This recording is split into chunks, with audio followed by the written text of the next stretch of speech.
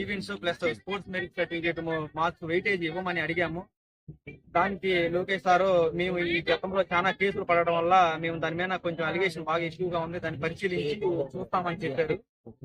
కానీ ఈ రోజు కోచింగ్ సెంటర్ లో ఎంతో మంది 100కి 90% మంది స్పోర్ట్స్ కి సంబంధం లేని అటువంటి వాళ్ళు ప్రైవేట్ కాలేజీల్లో సర్టిఫికేట్లు తెచ్చుకొని కోచింగ్ సెంటర్ లో కోచింగ్ కూర్చొని ఉన్నారు.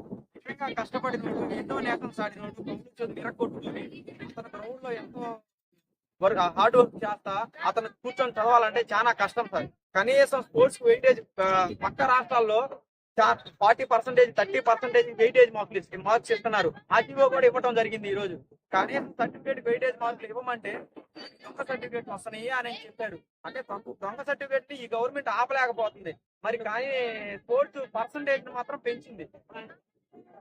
ఎంత ఈ స్పోర్ట్స్ మినిస్టర్ దగ్గరికి వెళ్ళినా, సెక్రటేరియట్ లో ఓఎస్టీ గారిని కలిసినా, కమిషనర్ గారిని కలిసినా కూడా ఎవరు కూడా ఈవెంట్స్ అనగానే కేసులు అవుతున్నాయనే చెప్తున్నారు. కానీ హైకోర్టు ఈ కేసుల గురించి గ్రీవెన్స్ ఇచ్చేసింది ఆల్రెడీ, ఎలాంటి లోటుపాట్లు జరగలేదని. కానీ ఇప్పుడు ప్రస్తుతం పెట్టమంటే వాళ్ళు వెనకాడుతున్నారు. మేము ఒక 1 month లో చెప్తాము అనేసి అంటున్నారు తప్పి మాకు కన్ఫామ్ గా పెడతామని చెప్పట్లేదు.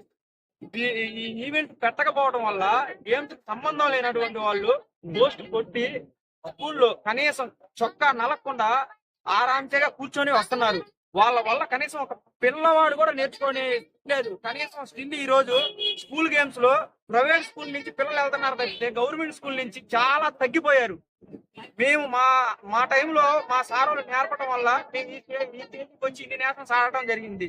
కనీసం ఇప్పుడున్న రిక్రూట్మెంట్ లో ఒక్కలో జెన్యున్ స్పోర్ట్స్ పర్సన్స్ కూడా ఛాన్స్ రావట్లేదు. దీన్ని కొంచెం గమనించి మాకు అవకాశాన్ని కల్పిస్తారని కోరుకుంటున్నాం.